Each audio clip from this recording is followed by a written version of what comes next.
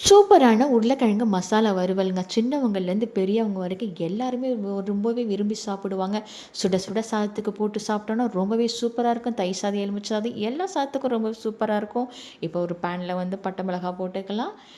வெள்ளை உளுந்து, கடலைப்பருப்பு, நிலக்கடலை, கொத்தமல்லி, மிளகு, ஜீரகம், சோம்பு இது எல்லாத்தையும் போட்டு நல்லா வறுத்துட்டு மிக்ஸி ஜாரில் நம்ம அரைச்சி எடுத்துக்கலாம். இப்போ பேனில் எண்ணெய் ஊற்றிக்கலாம். மஞ்சத்தூள், காரத்தூள், கரம் மசாலா இப்போ அரைச்சி வச்சுருந்த மசாலாவையும் இது கூட நான் ஆட் பண்ணி நல்லா இந்த மாதிரி கிளறி விட்டுட்டு வெங்காயம், தக்காளி, பச்சை மிளகாய், கருவேப்பிலை போட்டு வேக வச்சுருந்த உருளைக்கிழங்கு, பச்சை பட்டாணியும் போட்டு நல்லா இந்த மாதிரி ஃப்ரை பண்ணிவிட்டு போதுமான அளவு நம்ம உப்பு போட்டு அதையும் லைட்டாக கிளறி விட்டுக்கலாம்.